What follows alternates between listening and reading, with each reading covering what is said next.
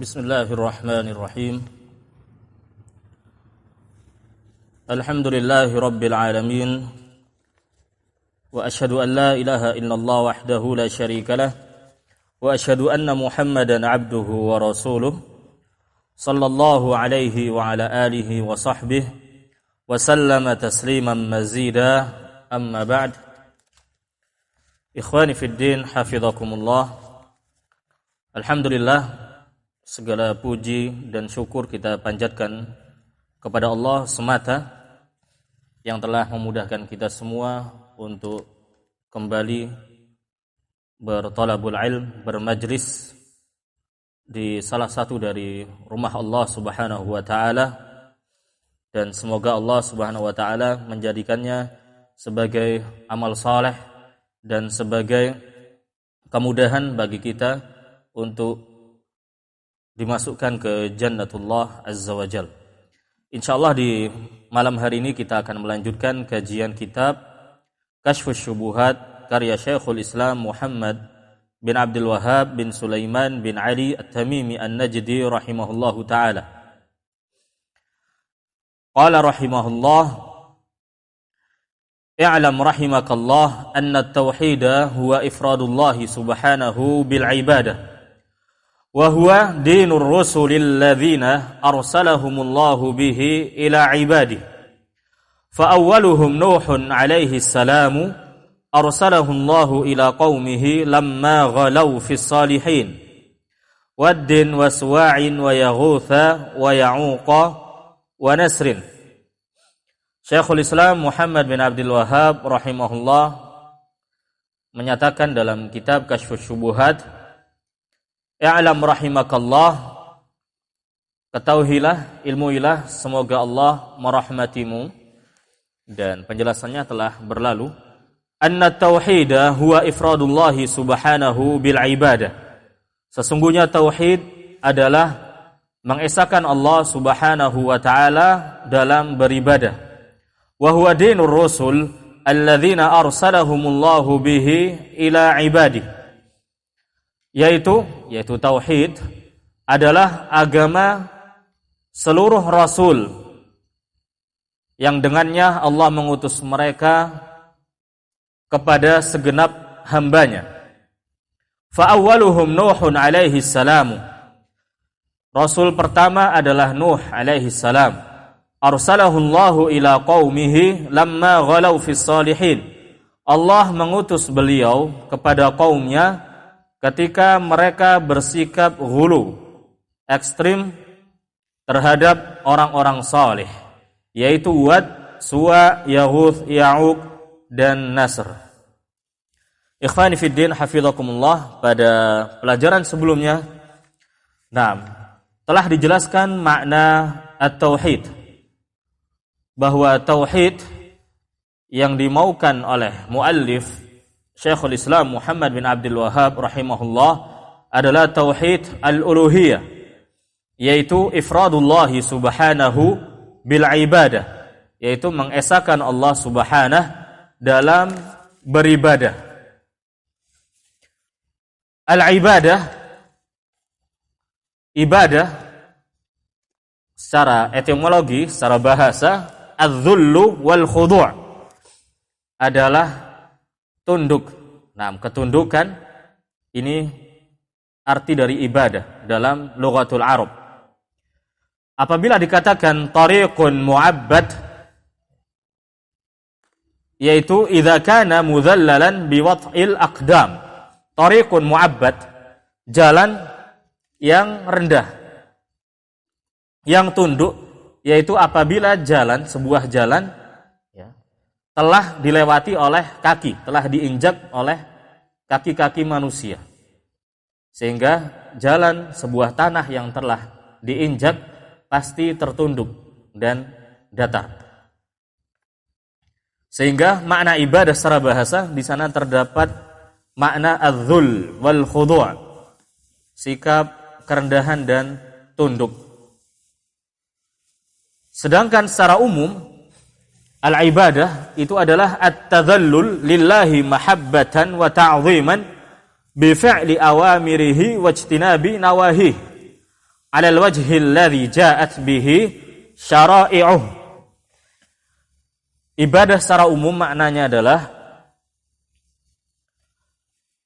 tunduk kepada Allah Subhanahu wa taala dengan mahabbah wa ta'zim, dengan kecintaan dan pengagungan. Bi fi'li awamirihi wa ijtinabi nawahi, dengan menjalankan segala perintah dan menjauhi segala larangannya sesuai dengan syariat.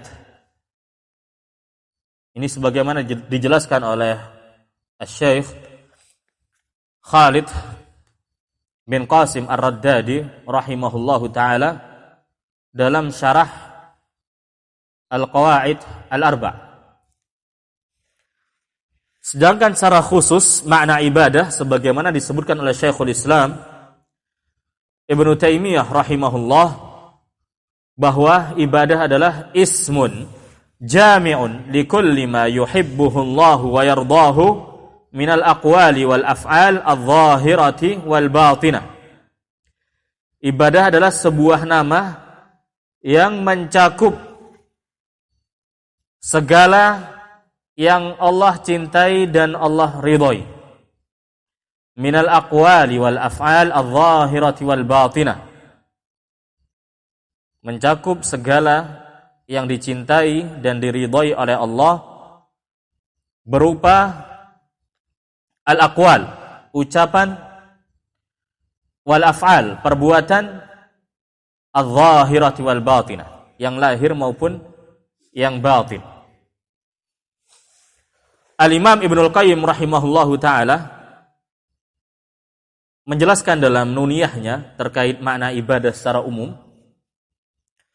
Beliau mengatakan, wa ibadatur rahmani ghayatu hubbihi ma'a dhulli 'abidihi huma qutbani wa 'alaihima falakul ibadati da'iru ma dara hatta qamatil qutbani. Disebutkan dalam kitab Fathul Majid, dinukil. Peribadatan kepada Ar-Rahman, yaitu ibadah kepada Allah, ghayatu hubbihi ma'a dhulli 'abidihi, yaitu dengan penuh kecintaan. Ma'a dhulli 'abidihi, disertai dengan sikap perendahan. Perendahan diri dari sang hamba. Huma qutbani. Dua hal ini, yaitu puncak kecintaan kepada Allah Subhanahu wa taala disertai dengan perendahan diri dari seorang hamba kepada Allah, itu adalah dua kutub. Wa 'alaihima falakul ibadati da'iru. Dan di atas keduanya lah ibadah itu beredar. Dikatakan ibadah jika terdapat ghayatul hub, terdapat mahabbah, kecintaan yang tinggi dan perendahan di hadapan Allah Subhanahu wa taala. Madara hatta qamatil qutbani. Maka ibadah ini tidak terlaksana, tidaklah beredar hingga dua kutub itu tegak, yaitu ghayatul hub ma'a dhullil 'abid. Nah, kecintaan yang sangat tinggi, puncak kecintaan seorang hamba disertai dengan sikap perendahan kepada Allah Subhanahu wa taala.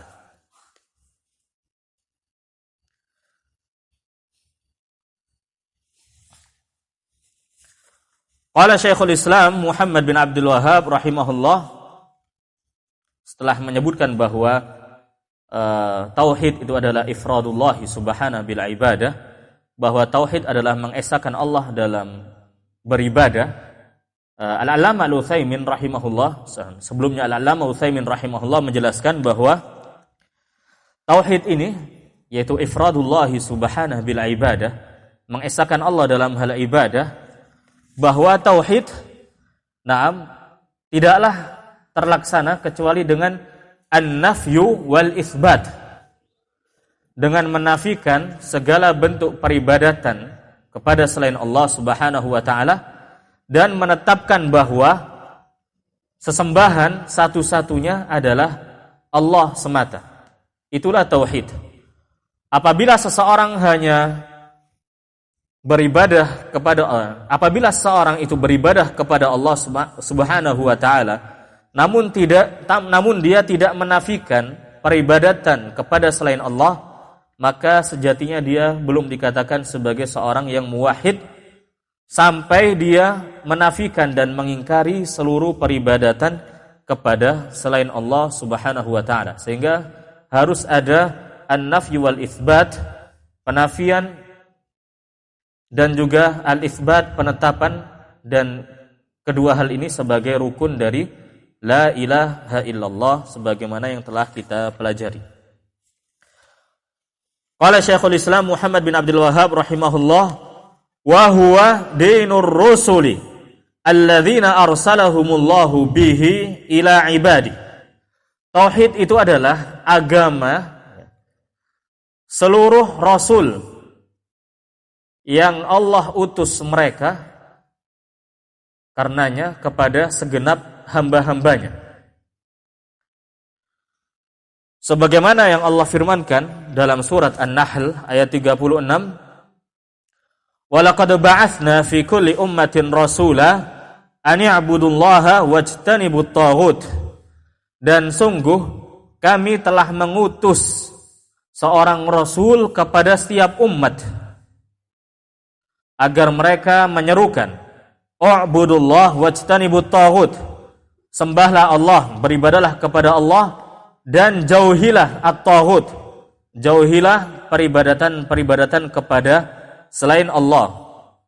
Allah juga menyatakan dalam surat Al-Anbiya ayat 25, "Wa ma arsalna min qablika min rasulin illa nuhi ilaihi annahu la ilaha illa ana fa'budun." Dan tidaklah kami mengutus seorang rasul sebelummu kecuali kami wahyukan kepadanya bahwa la ilaha illa ana, tidak ada sembahan yang berhak untuk disembah kecuali aku, yaitu kecuali Allah. Fa'budun, maka sembahlah aku. Dan inilah tauhid, agama yang dibawa oleh seluruh para rasul dan juga para al-anbiya. Dalam sebuah hadis yang diriwayatkan oleh al-Imam Al-Bukhari dan juga al-Imam Muslim rahimahumallah dari sahabat Abu Hurairah radhiyallahu taala anhu, Nabi sallallahu alaihi wasallam bersabda, "Al-anbiya'u ikhwatun li'allat, ummahatuhum syatta wa dinuhum wahidun." Para nabi itu saudara satu bapak, beda ibu. Ummahatuhum syatta, ibu mereka berbeda-beda. Wa dinuhum wahid, namun agama mereka itu satu. Di sini Nabi sallallahu alaihi wasallam mengibaratkan agama para nabi dan rasul itu seperti ayah, satu bapak. Sedangkan syariat yang dibawa, ajaran-ajaran yang dibawa itu berbeda-beda.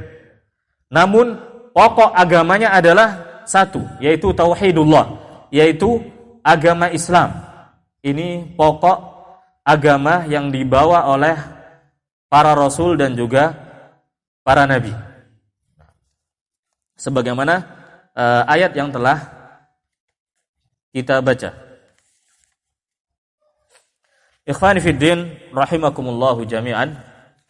Dan tentunya untuk tauhid al-uluhiyah, memurnikan ibadah hanya kepada Allah Subhanahu wa taala. Di antara dalil atau bukti bahwa Allah Subhanahu wa taala itu satu-satunya zat yang berhak untuk diibadahi adalah tentang rububiyah Allah Subhanahu wa taala, bahwa Allah itu zat yang satu, zat yang esa dalam menciptakan makhluk, dalam mengatur seluruh makhluk, dan menguasai mereka semuanya. Sehingga rububiyah Allah Subhanahu wa taala ini salah satu bukti bahwa Allah Subhanahu wa taala itu wajib untuk diibadahi. Namun apabila seseorang telah mengesahkan Allah dalam hal ibadah, seseorang telah mengimani uluhiyah Allah Subhanahu wa taala, bahwa Allah satu-satunya zat yang diibadahi tanpa selainnya, maka keimanan seseorang terhadap uluhiyah Allah maka terkandung padanya keimanan terhadap rububiyah Allah Subhanahu wa taala. Sehingga setiap orang yang beriman terhadap uluhiyah Allah, pasti dia mengesahkan Allah dalam rububiyahnya. Berbeda dengan seseorang yang mengimani rububiyah Allah Subhanahu wa taala, belum tentu dia mengimani tentang uluhiyah Allah. Seseorang yang beriman, yakin bahwa yang menciptakan seluruh alam ini adalah Allah, belum tentu dia mengesahkan Allah dalam ibadahnya. Karena kufar Quraisy, mereka yakin bahwa pencipta seluruh alam ini, yang menciptakan pendengaran dan penglihatan mereka itu Allah Subhanahu wa taala. Namun mereka musyrikun. Mereka adalah orang-orang musyrik, tidak mau mengesahkan Allah dalam hal ibadah. Namun rububiyah Allah itu bukan satu-satunya tanda, burhan, bukan. Mengapa? Karena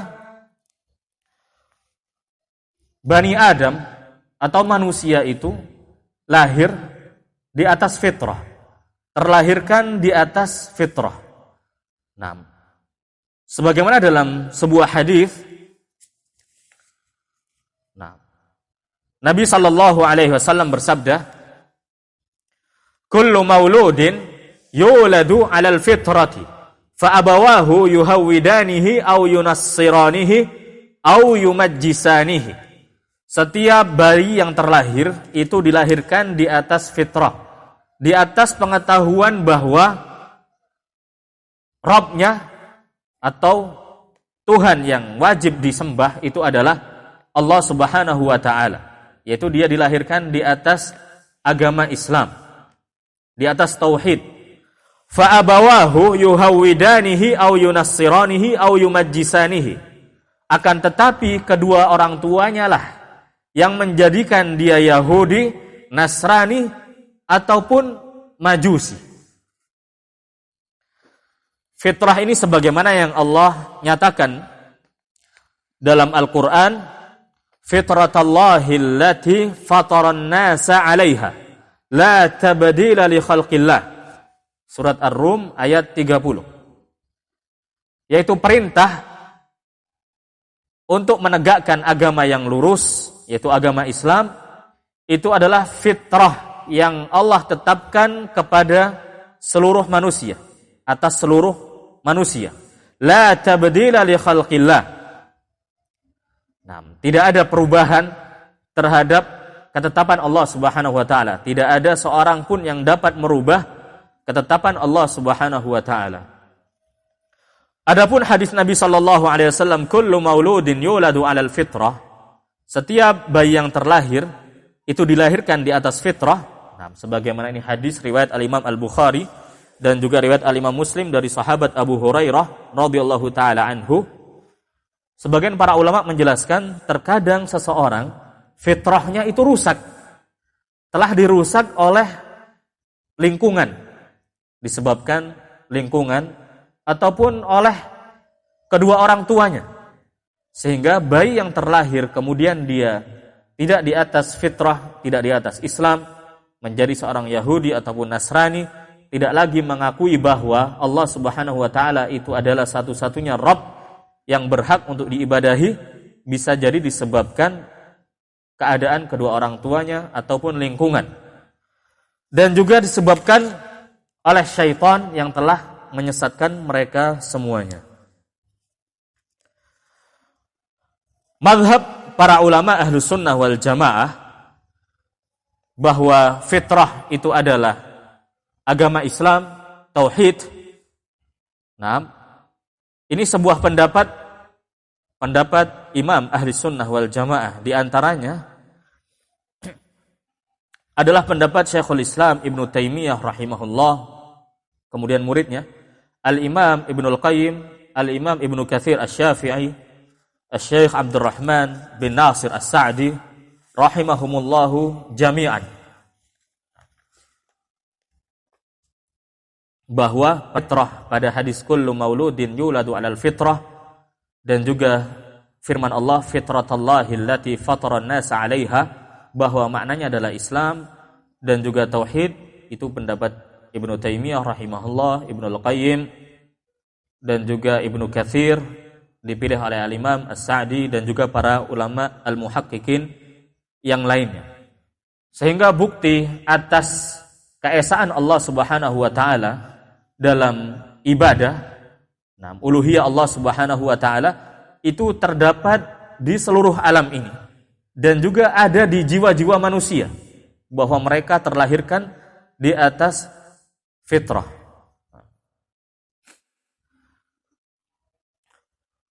Namun dijelaskan oleh Syekh Shalih Al-Syekh hafizahullah, bahwa menjadikan tentang rububiyah Allah seluruh alam yang ada ini satu-satunya dalil bukti bahwa Allah itu yang Maha Esa, yang wajib untuk diibadahi satu-satunya saja tanpa yang lainnya, itu bukan thariqahnya Ahlus Sunnah wal Jamaah. Sehingga thariqahnya orang-orang yang menyimpang, mereka selalu menyatakan bahwa bertafakurlah, renungilah tentang kekuasaan Allah di alam ini, yaitu tentang ciptaan-ciptaan Allah di alam semesta ini. Kemudian baru kalian menetapkan bahwa Allah itu yang diibadahi, atau sehingga kalian dapat menyimpulkan bahwa penciptanya adalah Allah Subhanahu wa taala.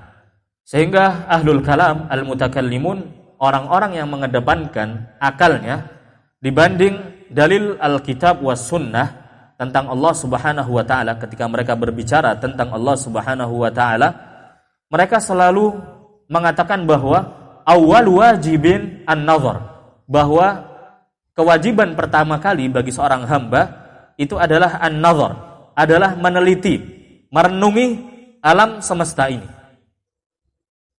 Padahal awal wajib, kewajiban yang pertama kali, semestinya itu adalah at-tauhid. Ini sebagaimana firman Allah Subhanahu wa taala, ya ayyuhan nasu u'budu rabbakum.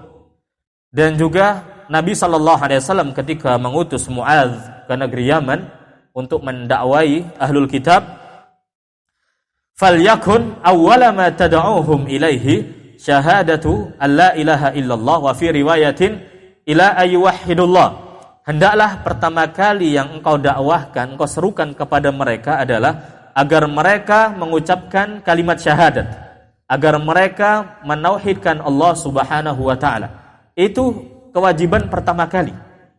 Akan tetapi al-mutakallimun, mereka berpandangan bahwa awal wajibin diantaranya adalah an-nazar atau al-qasd ila an-nazar atau asyak.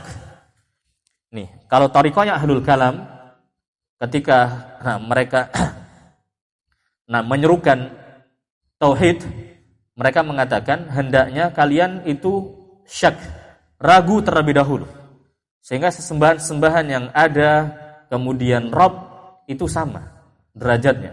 Ragu dulu terhadap sesembahan yang ada. Kemudian setelah itu al-qasd ila an-nazar, kemudian niat untuk meneliti, niat untuk meneliti alam ini, sehingga nanti disimpulkan bahwa Tuhannya itu ada di sana. Setelah al-qasdu atau niat untuk meneliti, baru setelah itu an-nazar, setelah itu meneliti di seluruh alam ini, melihat alam ini, sehingga mereka menyimpulkan sesembahan atau Tuhannya itu siapa. Ini bukan thariqahnya Ahlus Sunnah wal Jamaah. Sehingga para ulama itu tidak pernah mereka berpanjang lebar tentang rububiyah Allah Subhanahu wa taala. Sehingga dakwah mereka adalah tauhidullah, ibadatullahi wahdah la syarikalah. Kecuali jika kita ingin berdakwah mematahkan syubhat orang-orang kafir. Ketika kita ingin mematahkan syubhat mereka, bisa kita merinci tentang rububiyah Allah Subhanahu wa taala dengan dalil akli bahwa Allah Subhanahu wa taala yang menciptakan mereka, mengatur seluruh alam semesta ini, dan seharusnya dialah yang berhak untuk diibadahi.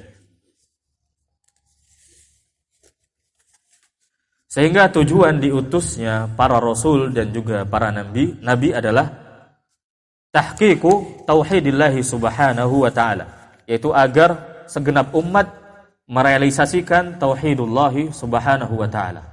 Adapun mendakwahkan tauhid itu harus terpenuhi atau dengan dua cara. Dakwah tauhid secara global dan dakwah tauhid secara terperinci. Sehingga dakwah tauhid itu mujmalatan wa mufassalatan. Mendakwakan tauhid itu secara global, kemudian harus dirinci. Nah, tidak dibenarkan seseorang hanya mendakwahkan tauhid secara global saja, secara garis besar saja, bahwa sembahlah Allah, bertauhidlah kalian kepada Allah, dan tinggalkanlah kesyirikan. Itu ya, dakwah tauhid secara global demikian. Sembahlah Allah dan tinggalkan kesyirikan. Ini dakwah secara global.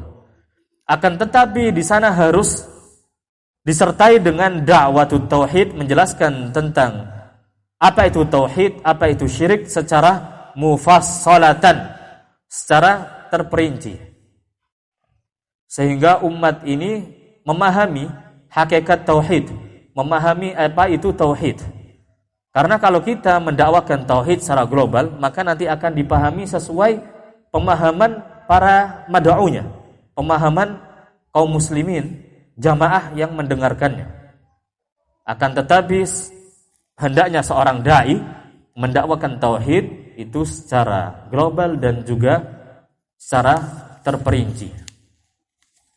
Sehingga kalau seorang hanya mendakwahkan tauhid secara global, maka tidak bisa dibedakan mana dai kepada tauhid dan mana dai yang mereka tidak mendakwahkan tauhidullah.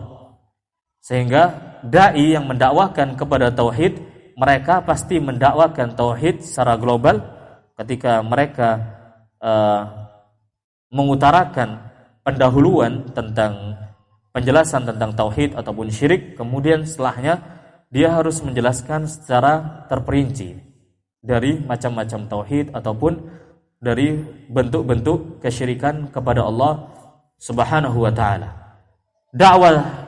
Dakwah kepada tauhidullah secara global saja tanpa terperinci itu bukan manhaj salafus salih, bukan manhaj ahlus sunnah wal jamaah, dan bukan manhaj a'immatud da'wah. Kita lihat buku karya Syekhul Islam Muhammad bin Abdul Wahhab rahimahullahu taala. Beliau menjelaskan tentang tauhid secara global terlebih dahulu. Namun setelahnya beliau menjelaskan tentang tauhid, tentang syirik itu secara terperinci. Kita lihat Kitabut Tauhid. Ya, beliau menyebutkan dulu tentang perintah untuk beribadah kepada Allah dan tujuan diciptakannya jin dan manusia. Kemudian hak Allah atas seluruh hamba dan hak Allah atas seluruh hamba.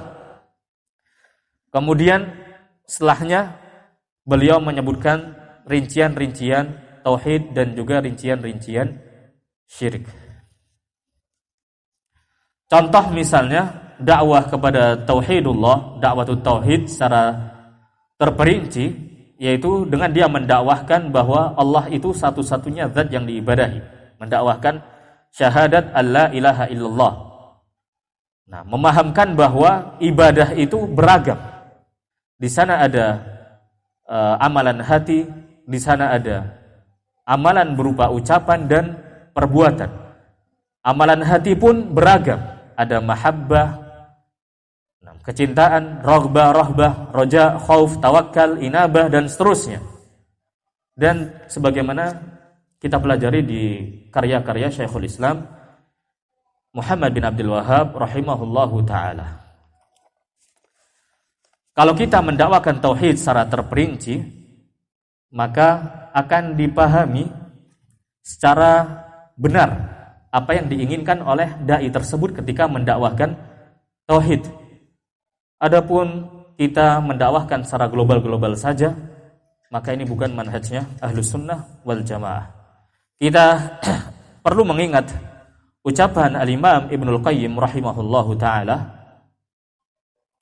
fa'alaika bit-tafsili wat-tabyini fal itlaq wal ijmalu duna bayani qad afsada hadzal wujuda wa khabbata al-adhhana wal ara'a kulla zaman.